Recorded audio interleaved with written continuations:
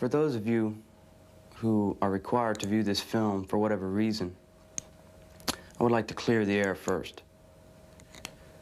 I would like to ask you to put aside the emotions that you feel about me, about the situation, about espionage in general. It's important to let you know, and foremost important, is that espionage is a very real thing. A lot of people tend to just put it off as something that happens in another sphere, another world, another plane. But it's very real, and it happens every day. It's happening right now.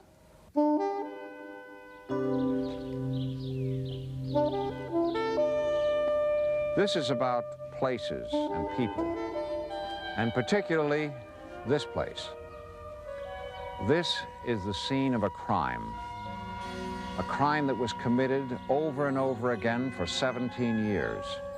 A crime as twisted and spreading as the branches of this old oak tree.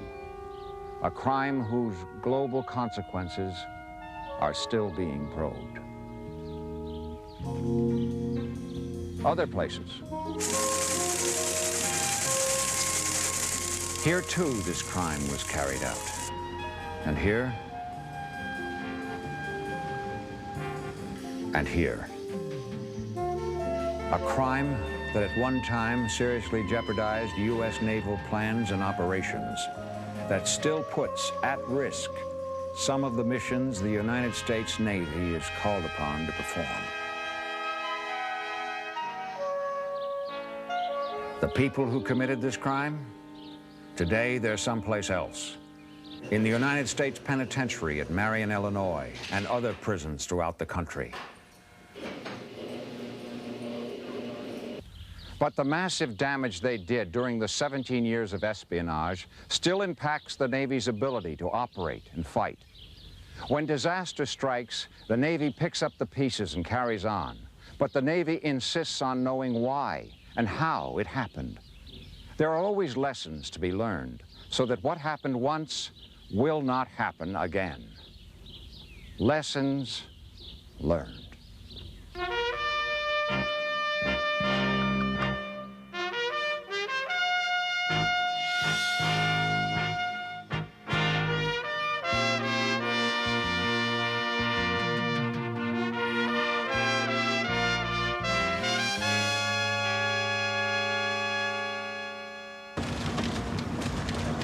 It hit the news like an international spy thriller, transposed somehow, strangely, into country roads and backyards from Norfolk to California. It was all there, the neatly lettered instructions from the KGB, pointing to a rendezvous on a country road, the coded symbols, the spy camera. The facts that emerged from the flurry of reports were clear enough. A retired Navy warrant officer, John Walker, had been caught delivering Navy secret materials to the Soviets here on this spot, near the intersection of Partnership Road and White's Ferry Road, about 25 miles from downtown Washington, D.C. On the evening of May 19th, 1985, John Walker came here and placed a package containing classified Navy information at the base of this utility pole, a spot chosen by his KGB handlers. John Walker had visited this spot many times over the years to leave off bundles of Navy secrets. But this time, the package was retrieved, and John Walker was under arrest.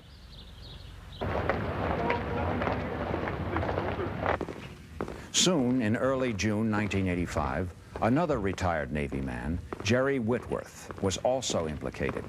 Then John Walker's brother, Arthur, and finally, John's son, Michael, a seaman aboard USS Nimitz, was arrested.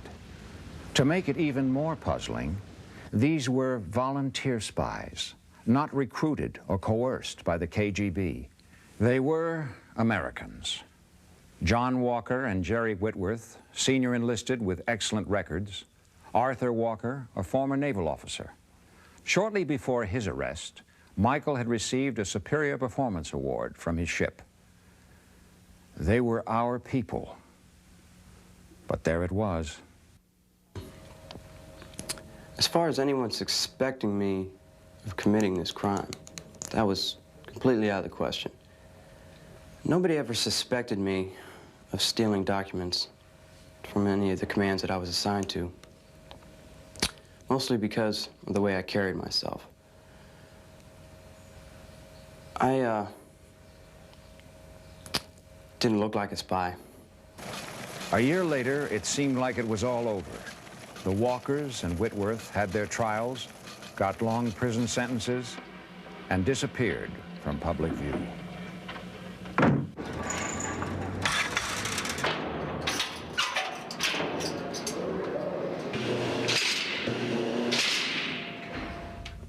The reporters and the investigators are long gone from this bit of Maryland countryside chosen by the KGB for John Walker's drop point. But just as the media spotlight began to shift away from here and other locations associated with the Walker ring, the full implication of their betrayal was beginning to dawn on the Naval Investigative Service, the FBI, and other agencies probing the case. The devastating impact of the ring's betrayal was primarily due to the duties John Walker and Jerry Whitworth performed for the Navy. They were, both of them, communications men. Communications, the coded message channels through which fleet talks to fleet, flag to flag. Multiple networks that tell what the Navy is doing, thinking, planning, what we know and don't know, what we worry about, all classified information, secrets. The Walker ring, sitting on top of these crowded channels of communication, had, over a period of 17 years, sold the Soviets cryptologic keys and design logic, allowing them to decipher and read literally 1 million classified messages. Messages containing vitally important information. Our knowledge of the capabilities and vulnerabilities of Soviet submarines. The capabilities, vulnerabilities, and limitations of our frontline weapons systems, tactics, war plans, fleet readiness were compromised, along with details on development of new weapons and sensors still in use in the fleet today. How could they do this? I mean, granted complete lack of ethics or shame or fear of being caught, how is it possible for anyone to steal so many secrets month after month for 17 years? The Communications Center is a highly secure environment. The people in charge have demonstrated trustworthiness and reliability over years of service. The CMS material has already been coordinated with the CMS custodian, and both of you will need to go down. Senior enlisted, as Walker and Whitworth were, enjoy respect. What time should I coordinate with NavCams? I would begin at least by 10:45. The responsibility for day-to-day security rests on their shoulders. John Walker held positions of trust. At one time or another, he was the top secret control officer, department head of security, communications watch officer, and crypto material custodian. His duty stations included Com Sublant, Com Fiblant, and Com Nav Surflant in Norfolk, Naval Training Center in San Diego, and USS Niagara Falls. A U.S. Navy commendation he received read, "Warrant Officer Walker is intensely loyal, taking great pride in himself and the naval service, fiercely supporting its principles and traditions." He was also, as we now know, the #1 KGB agent in the world in terms of the duration of his operation, the quality and quantity of information passed, and the severity of damage to the United States. The communication system itself is based on cryptographic machines and keying material, developed with great ingenuity to be literally immune from being penetrated. Briefly, if you succeed in intercepting an enciphered message, you still need 2 other elements to decipher it: the cryptographic hardware and key, the additional mathematical function. Key is the changeable factor for additional security. Keying material is what Walker and Whitworth stole and sold in great quantity to the Soviets, along with machine logic diagrams published in crypto systems maintenance manuals. Over many years, the Soviets had built up a global communications intercept system at listening posts, employing thousands of people. They daily copied Navy communications, vast amounts of traffic, but this was of relatively little value. Now, voluminous keying material provided by Walker and Whitworth at times opened a large volume of secret communications traffic to deciphering. And the massive hemorrhaging of Navy secrets began. How did it begin? Where did he start? To the best of our knowledge, based on evidence and Walker's at times unreliable word, there was one day during the winter of 1968 when John Walker, communications watch officer at Commsublant Norfolk, long on ego and short on cash, decided to commit treason. With a stolen KL-47 key list in his pocket, John Walker drove up to Washington. He then found the Soviet embassy and presented himself at its gates. They listened to what he had to say. When he came out, he had reached an agreement with the KGB to commit espionage against the United States Navy. This was to be the first of many, many sales. The pipeline was open. From this day forward, normally twice a year, crypto key lists and other secrets were Xeroxed and photographed, the film deposited at dead drops for pickup by Soviet agents. Nobody in Walker's work centers seemed to question his frequent use of the photocopier or why he consistently took work home with him. John Walker went 20 years without a security clearance update. He was a Navy veteran. He was one of us. In 1975, he recruited Jerry Whitworth, a radio man like himself, whom he first met in San Diego 5 years earlier. Whitworth's duty stations were many: USS Constellation, USS Enterprise, USS Niagara Falls, communications facilities at Diego Garcia, Stockton, and Alameda.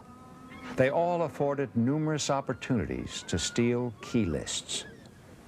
Whitworth, too, carried out wholesale theft of material without once incurring suspicion or censure. John Walker recruited family members: his brother Arthur, his son Michael. Both participated willingly. During his short career in the Navy, Michael Walker was able to inflict serious damage. First assigned to VF-102 at NAS Oceana, then to Nimitz, Michael was granted an interim secret clearance without even having a national agency check. Michael was viewed as highly competent, a 4.0 sailor, yet he stole more than 1,300 messages and other documents during his stay on Nimitz, intending to pass them on to his father. At the time of his arrest, some of these were hidden away at the head of his bunk. While Michael did not have access to cryptologic materials, he provided to his father 37 documents which included information on Navy weapons and sensor systems, tactics, war plans, and our knowledge of certain Soviet air defense and satellite capabilities. I didn't do anything out of the ordinary in relationship to my job, which was basically handling classified information. So it wasn't difficult to take something off a computer, make a copy of it right under their noses, and carry on my normal duties. Immediately following Walker's arrest, investigators began probing losses inflicted by the ring. It would require some time before the full picture emerged of how much and how long Navy communications had been compromised. But as the painstaking process of tracing and analysis continued, as more and more key lists were added, more and more communications networks incriminated, it became clear that this nation had suffered losses that could only be described as appalling. From here to Norfolk, to Diego Garcia, to San Diego, to Nimitz, Niagara Falls, Constellation, we began to see, spreading out from here, a web of frightening proportions. we gradually came face to face with the reality. A large volume of Navy communications was exposed to Soviet scrutiny for long periods of time. Confirmation of this came from an unexpected source. Before Vitaly Yurchenko, the KGB defector who redefected, went back to the USSR, he was extensively debriefed. The Walker case was, he said, the greatest case in KGB history. We deciphered more than 1 million of your messages. If there had been a war, we would have won it. Still another source reports rapid expansion of KGB office space and facilities in Moscow during 1972 through 1982. We believe the expansion was directly connected to the need to handle large amounts of intercept intelligence made readable by the Walker Ring. Today, what the Soviets reaped from their bonanza is still impacting naval operations and planning. What did they learn? They learned operational and technical characteristics of frontline weapons systems and sensors.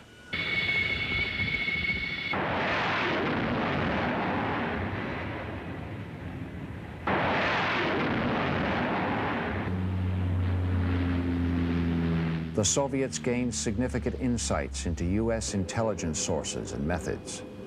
They gained significant insight into U.S. naval tactics, operational procedures, and contingency war plans.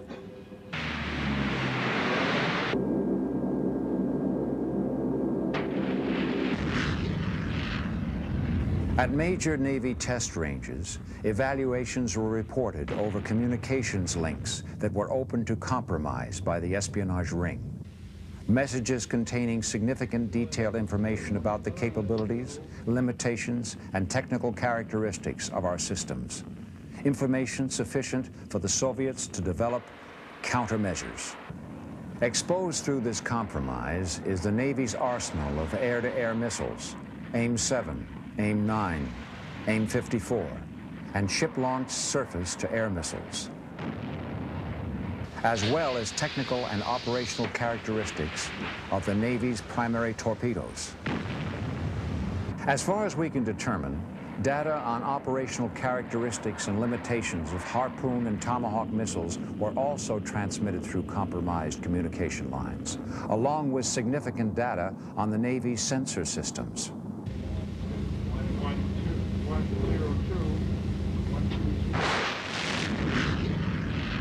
The highly sensitive area of intelligence sources and methods was compromised by the spy ring. They gave away crypto keys that exposed our capacities and techniques for tracking Soviet submarines. We believe that some of the recent Soviet advances in sound quieting their submarines are a direct result of being able to read Navy communications channels. Through the same sources, extensive information on U.S. intercept facilities was given away, as well as data on the satellites that provide U.S. photographic and electronic intelligence. Communication channels made readable through the spy ring's treason have given Soviet commanders an advantage they are sure to exploit to the utmost.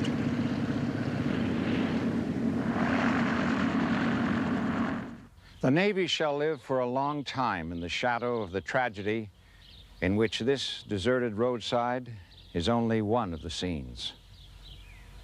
Lessons have been learned. The Navy has tightened security controls. Two-person handling of crypto key material is enforced. It's now considerably more difficult for a Walker or a Whitworth to rummage through communications vaults alone. Some key lists are being issued in canister form, which prevents ready copying. In addition, packaging has been improved to prevent tampering. All right, Scott, let's get you logged into the LCP. Do you want me to use the same password you told me this morning? Yes, use the same one I issued you this morning. Log on and password procedures are being used to control access to shipboard data terminals. The overall number of persons having access to classified material is being reduced. A new OPNAV notice requires all commands to report to NIS any incident where classified material has been lost or subjected to compromise. Persons in sensitive positions are administered random polygraph tests. These safeguards deter people like Walker by making espionage too dangerous and too difficult. If Walker had been scared off just once by having someone question his right to remove material from his building, the course of history might have been changed. In this whole equation of spy versus security systems, there is one more important component: people. What makes security systems work is the sense of responsibility people bring to their job or assignment. We've all been here before. The standard NIS security briefing. Everyone in the Department of the Navy, Marine, officer, enlisted, civilian, is supposed to be briefed every year on the basic requirements of security. But today, what the NIS lecturer says has a sharper edge, thanks to the Walker spy ring. You are required to report to the Naval Investigative Service any contact you may have with any citizen of a hostile country, the nations named on this list. This may be the most casual, innocent type of contact. A Polish national you may meet at a party. A group of Soviet tourists you run into in a restaurant downtown. We in NIS need to know this to determine if indeed this was a chance encounter. The second basic requirement: anytime any person, an associate, a superior, a friend, anyone, regardless of nationality, rank, or status, attempts to obtain sensitive or classified information without proper clearance or need to know, that attempt must be reported. Remember, John Walker and his fellow spies were volunteers. They were not blackmailed or coerced by the KGB. They sold their services. The person in question doesn't have to look like or act like a spy. Remember, to all outward appearances, John Walker, Jerry Whitworth, and the others were typical Americans, people like you and me. Shipmates, neighbors, fellow watchstanders, friends, and also traitors. What about the people who knew Michael, John, Arthur, and Jerry? Here at Naval Operating Base Norfolk, at San Diego, and other places where the sad drama of the Walker spy ring was played out, are the other characters in the story, the shipmates and fellow workers, the people the spies worked with day after day. These are the people the spies betrayed as fully as they betrayed their country. Who were these people? How well did they know the chief, the sailor, the warrant, who turned out to be a spy? I think all the warrant officers that I served with, we had like it was 5 of us, and we were a close-knit group, and we all went out together, and, you know, we went on the beach together, and it would have been the same thing if I found out that one of them had gotten killed in an automobile accident. I would have felt the same way, and that's just the way I felt about it when I found out that John was involved. I thought I really, after all those years with John Walker, socializing, being one of his crew members in the communications gang, I thought I knew John Walker pretty well. I guess I was really hoping that, no, this couldn't be true. This could not be happening. Not to Johnny Walker, not to the Navy, or not to the country. He was a fun person. He was a lot of fun to be with, very professional on the job. We became really good friends. We became, you know, he was my best friend in the Navy. To this day, when I tell somebody that, you know, my best friend is in jail for spying, it still knocks me back. I don't know how to react to myself, hearing myself say those words. I never thought of Michael as a criminal. To know that he knowingly, voluntarily sold secrets to the Russians, I think that is the one thing that really knocks feet out from underneath me as far as being a friend of this person. It's very, very puzzling to me how people can let themselves get caught up into something that can be so damaging to themselves and to their loved ones. It's just very hard to imagine anybody would be willing to throw it away for greed. The most heartbreaking thing about getting involved in that was I was taken for a serious ride. And I mean like this.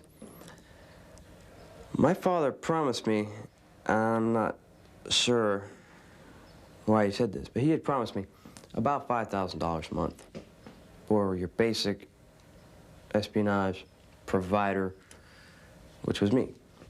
During my entire espionage career, short-lived as it was, long for some people though, I received a total of $1,000. You lose all around. I lost my wife, lost my dog, lost my car, my house, my dignity. The next time you're faced with the annoyance, the boredom, the trouble of observing security requirements, remember that more careful attention to security might have stifled the espionage careers of these individuals before they got started.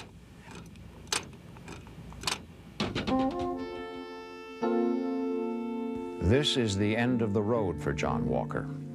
The United States Penitentiary at Marion, Illinois, the maximum security prison in the United States. Here, he will spend the rest of his life behind bars and jagged concertina wire.